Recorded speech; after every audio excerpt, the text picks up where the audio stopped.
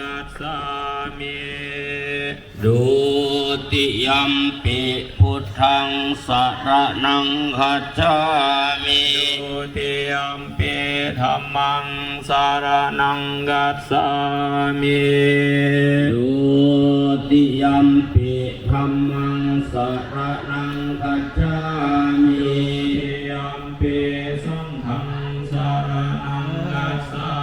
มิดุติยัมปิสังฆังสรณังคัจฉามิดุติยัมปิพุทธังสรณังกัสสา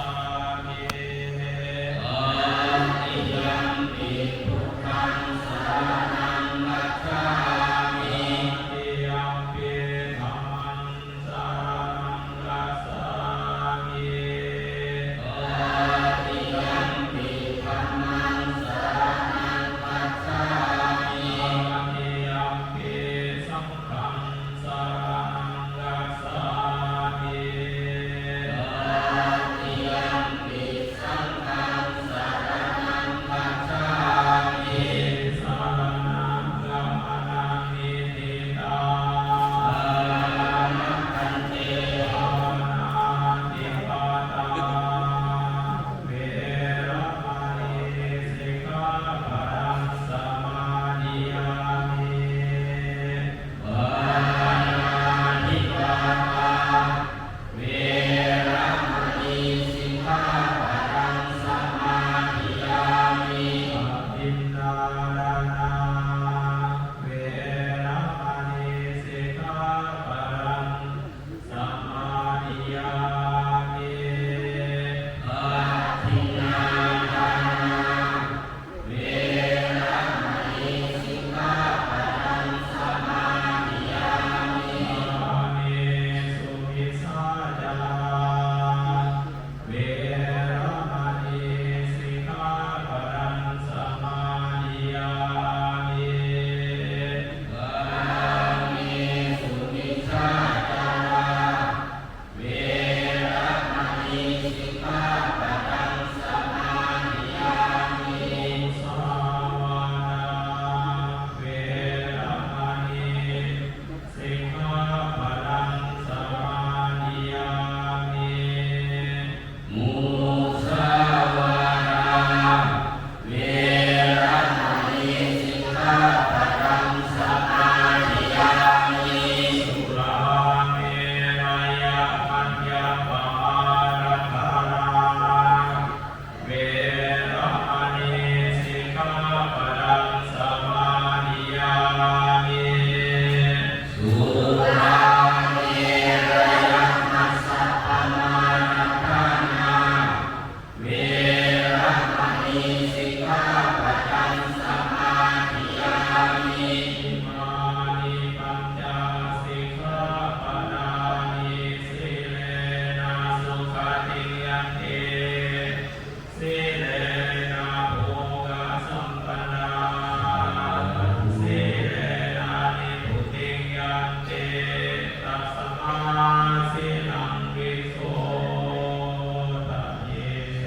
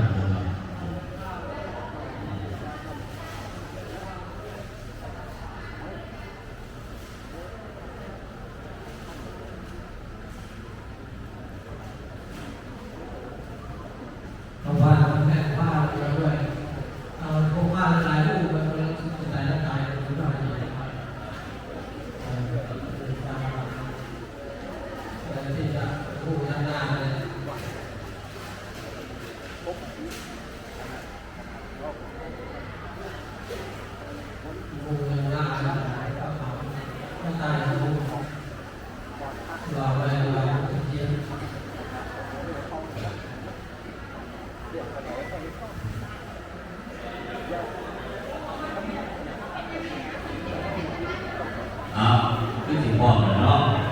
ตั้งใจเด้อเป็นใจนิ่งเป็นบุญเป็นกุศลที่พักกันตั้งใจพระธาตุบุญมีสามัคคีในมือนี้ต่อไปสิพาถวายกฐินตั้งนะโมพร้อมกันนะโมตัสสะภะคะวะโตอะระหะโตสัมมาสัมพุทธัสสะนะโมตัสสะภะคะวะโตอะระหะโตสัมมาสัมพุทธัสสะนะโมตัสสะภะคะวะโตอะระหะโตสัมมาสัมพุทธัสสะอิมังพันเตสัพพะริวารังกัตถินะจิวระทุสังสังคัสสะโกโนชยามะสาธุโมพันเตสังโฆอิมังสัพพะริวารังกัตถินะพุทธังปฏิคันหาตุปฏิฆะเหตวาจาอิวินาทุเสนะกัตถินังอัฏฐารตุอัมหากังทีฆะรัตตังอิตายะสุขายะข้าแต่พระสงฆ์ผู้เจริญ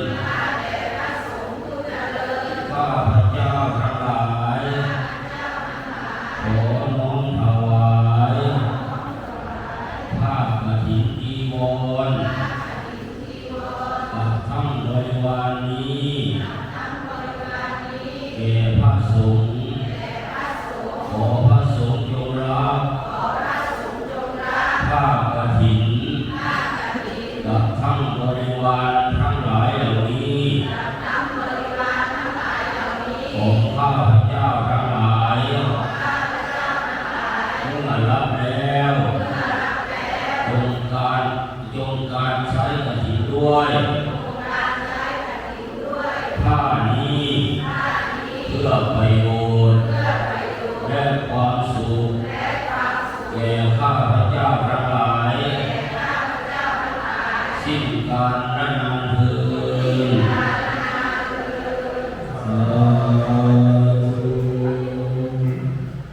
วางบนท่านแก้ววางในที่ท่านวางทุกท่านยกขึ้นมาเลย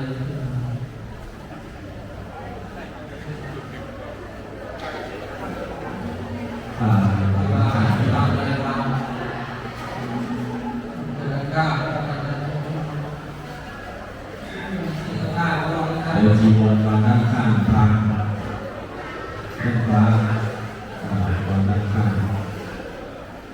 เพื่อนเสียชีวิตเพื่อนที่ท่านใดระวัง เหยียดข้าง ไม่ ก็ไม่ ห้า ห้าม ม ไม่ ไม่ ห้า ห้าม ม ไม่ระวังตัวทุกทีวัน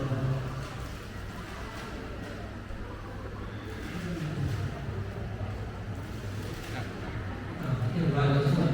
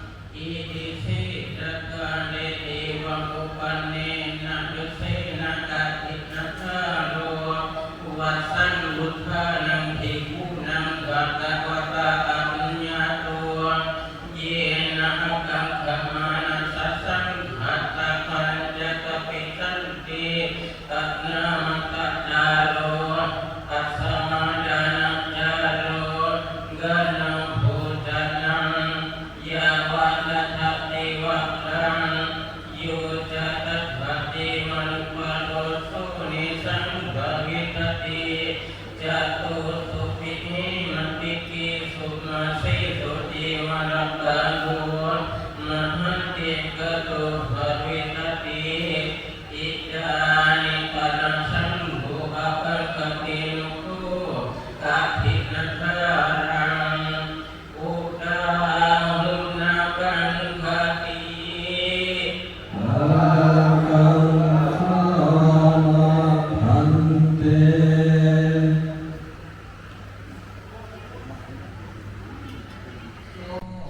ยังบ้าไหมเสียบเงียบ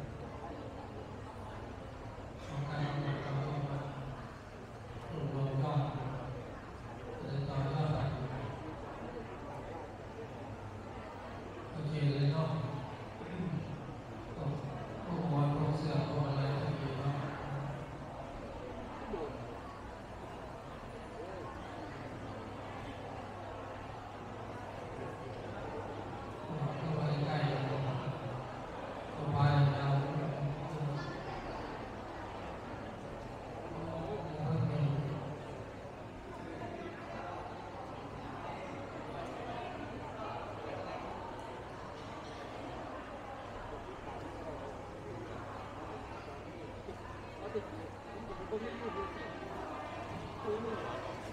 าการลงรถใครทั้งหลายเชื่อใจหมดทุกคนมีเด็กแล้วมาไม่ได้นะครับเราเรียนรู้เข้าห้องเชื่อไม่กว่าธรรมดาห้องน้ำว่าอีวอน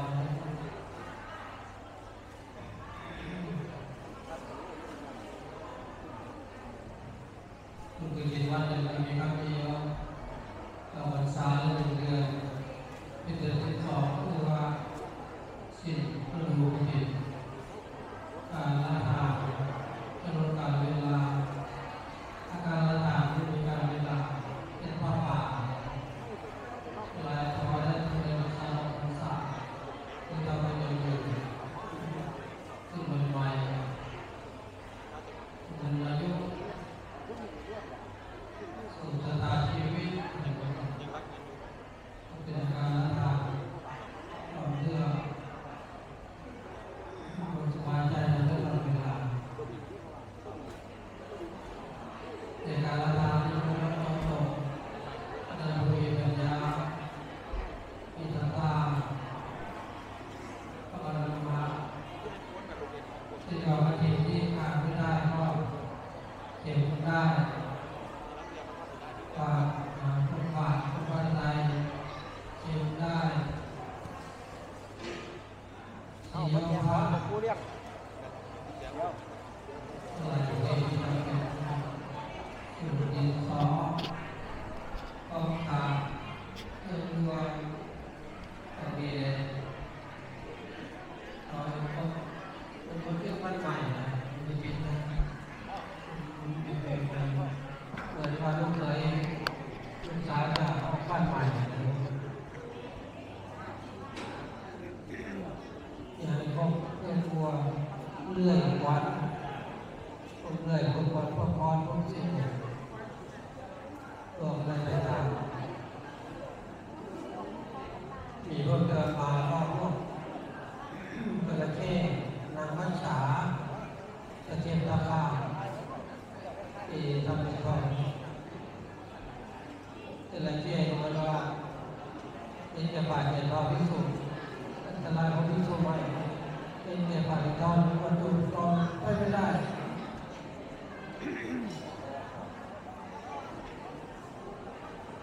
คนตอนเราครับคนตอนไม่ได้คนถูกพิษของกระเทียมราคาคนเดินลงในน้ำก็ไม่ต้องรักษาสุดท้ายร่างผู้หญิงกลายเป็นผู้ใหม่แต่โยมทำเป็นเครื่องเตือนว่าวันนี้ได้ทอดวันนี้แล้ว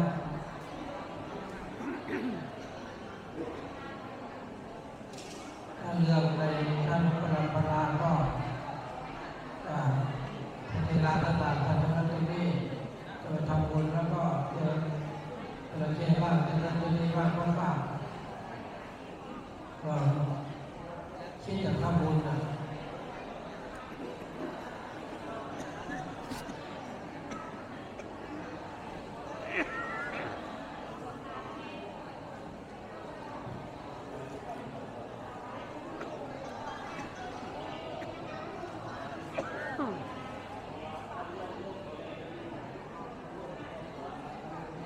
ไปก็ขอให้มีลูกเต่าลูกจระเข้เรารัชชาลูกตะเกียบตาขาดเอาไปด้วยกับตำบุญมันดีด้วยการทำน้ำผ่านทางบกแต่ตอนนั้นก็มีชะตาอะไรกันก็ยังทำบุญกับพระเจ้าพระสงฆ์ก็ฝากชะตาโลกนำบุญมอบคุณถือวัดบ้านที่ท่านเดินเข้ามาถึงเราพลังพลามาอย่างนี้แต่มีท่านเล่นเรื่องอันตรายของพระภิกษุใหม่คนเดียวภิกษุใหม่ก็อันตราย4 อย่างอะไรมาตอนโกงก็มีปัญหาไม่ได้คนต่อมาเขาไม่ได้เพื่อนๆไม่ได้นั่นรักผู้หญิง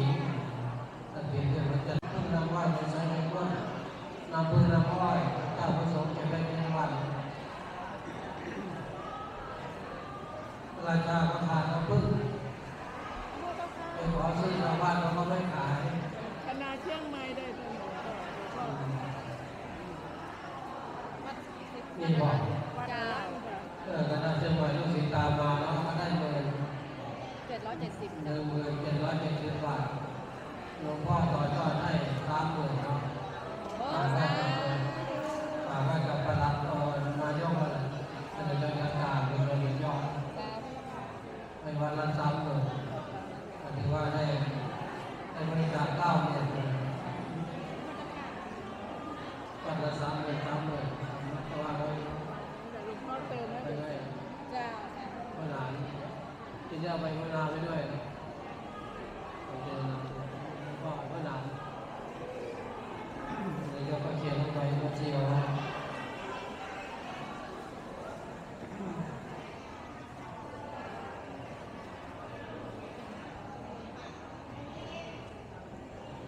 ของเรานี่จบก่อนกำลังสร้างโบสถ์อยู่ก็ได้เยอะ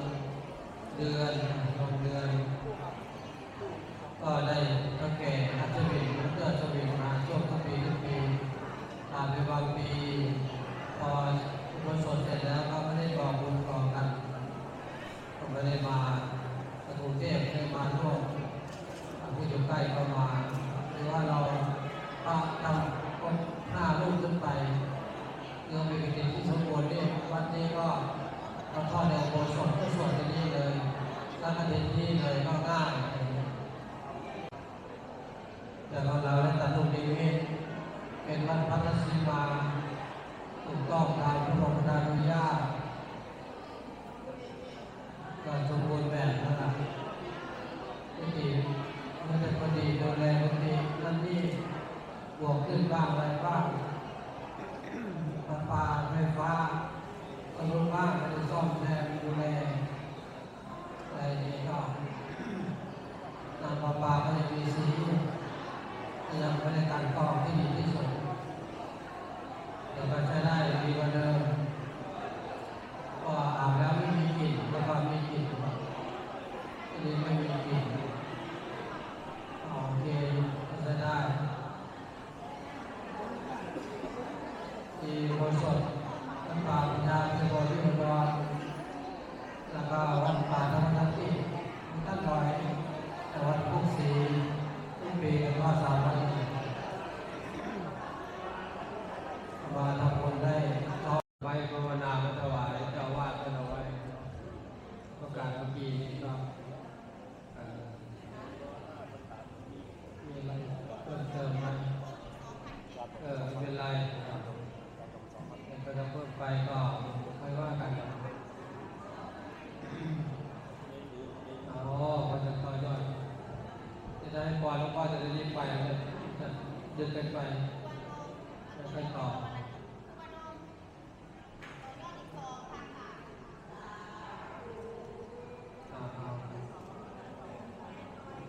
ไปมาก่อนเนาะเดี๋ยวถ้าที่ต่อไปว่ากัน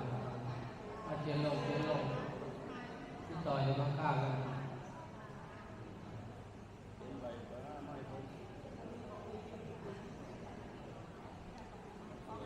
นายกจะประกาศอะไรมีน้องให้พอดก่อนเนาะเตรียมเด้อใครมีนามญาติก็เตรียมไว้เตรียมการละเวลาถวายกฐินจำไว้หลวงปู่สุภาพก็จะให้ประกาศเองอะไรนั่นที่มาพุทโธเนาะที่มานอนที่วัดเราสบายทาวีที่วัดหลวงปู่สุภาพที่จำได้ว่ามีคำที่หลวงปู่เขียนให้บอกเทวดาอิโมโยมยะคนร่วมอนุโมนากฐินด้วยแล้วก็บรรดาทั้งหลายนะเป็นพ่อครูนั่นแหละมาอนุโมทนากฐินด้วยก่อนจะกล่าวถวายเป็นสาธารณีนี่เราก็ได้อธิษฐานไปแล้วว่าเบื้องบนตั้งแต่พรหมโลกลงมาเบื้องล่างตั้งแต่ฤาษีมาลงขึ้นมาแล้วก็ออกจักรวาลนันตจักรวาลตาทั้ง4จนที่แม่ธรณีตั้งแต่นี้ก็ว่าไปมาอนุโมทนากฐินของข้าพเจ้าผู้ใดมีความทุกข์อนุโมทนาแล้วขอให้พ้นจากทุกข์ผู้ใดมีความสุขความสงบขึ้นไปตั้งจิตตั้งใจเป็นบุญเราก็ได้ควบความเรื่องขับตาอนุโมทนาใหม่ บุญเสนอด้วยการแบ่งส่วนบุญสัตว์ทั้งหลายมาทั้งหมดนาไว้แล้วก็ได้ต่อกันว่าเรามีเทียมเม็ดเดิมคนที่สองที่สามหรือพันจุดบุญก็สว่างสวัยทานพวกเราให้ตั้งใจพร้อมๆกันที่มวลใจเดินทาง ภาวานิวาหาปุราปาริปุเรนติสาคาลังเอวเมวัยโตทินังเปตานังอุปกัปปติอิสิตังปะทิตังตุมหังคิปะเมวะสมิสตุสัพเพปุเรนตุสังกปาจันโทปนารา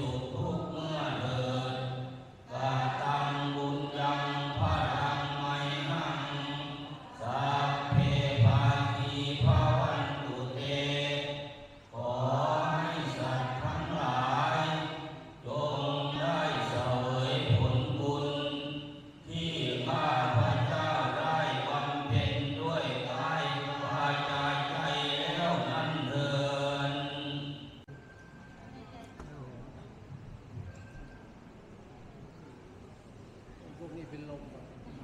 พอ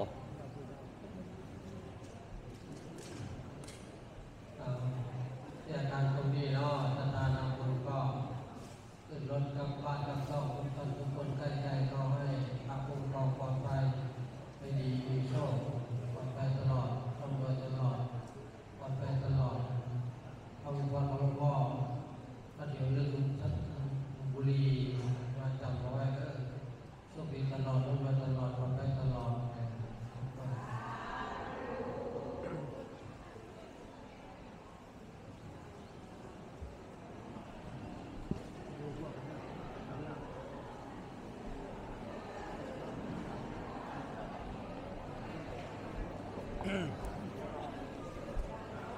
โอ้นี่ไม่เท่าความต้น เอาไว้ในกระเป๋า ตกลงไปเนาะ ไป ไปก็จะได้จัดการตัวเครื่องบิน เพิ่นบอกต้องปีแล้วบอก2 เพิ่น ปี แล้วมันโทรเอาห้องกันเลยเอ้ยครับเปิดจัดงานมันเกิดที่โรงแรมเป่าเค้กซ้ำมันไปหมดแล้ว ก่อนก็ไปต้องไปจัดน้ำมันโยม แล้วลุงวันที่7ลงพอวังสินที่5ผมวันที่8เพิ่นงานสั้นที่ดีแล้วบ่มีเงินมาสุด ที่6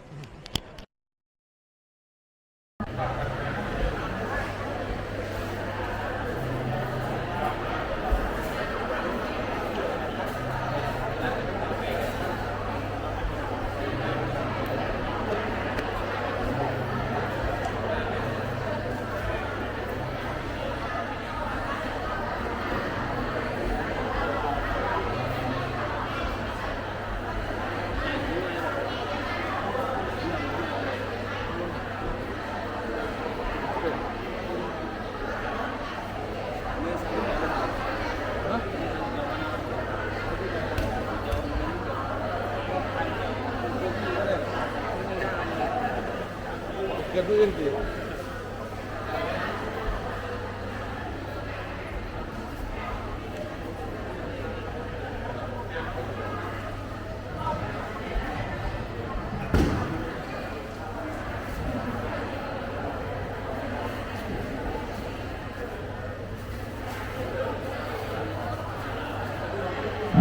งานจะมีเรื่องของใช้เย็นเย็นเข้าไปก็มีผู้ใดบ้างออกแง่กำลังกายกำลังใจมือเปิดสมัครสมัครมือเป็นในการแต่งบางตัวแรงบางตัวบางตัวสุดท้ายเป็นสิ่งที่ยากขออนุโมทนาขอพระท่านทุกคนทุกคนในนามของผู้ศรีรัตนชัยขอการขอรับพระราชทานแทนแรงที่บาจารย์ที่ดีในบ้านคุณหมอมาตรวจกันที่อาจีบางจุดโคสี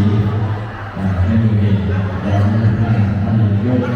สู่สุขเกี่ยวกับเรื่องเป็นทางที่จะถึงว่าสัมพันธ์พลังแห่งดีพวกเราโอ้ทุกข์โอ้หนักโอ้บ้านเงินว่าไหนบอกพ่อบ้าไหนเขาเด็กของเราคือตึงสุขุมสุขคนเด้อเอาบังคับด้วยเก่งกษัตริย์โลกาดอมวัดที่10 เดือนข้ามครับฮะมันใหญ่ยังไม่ได้สอบอยู่บ่ไปยังว่าจะได้ตีได้แล้วว่าจะได้ตี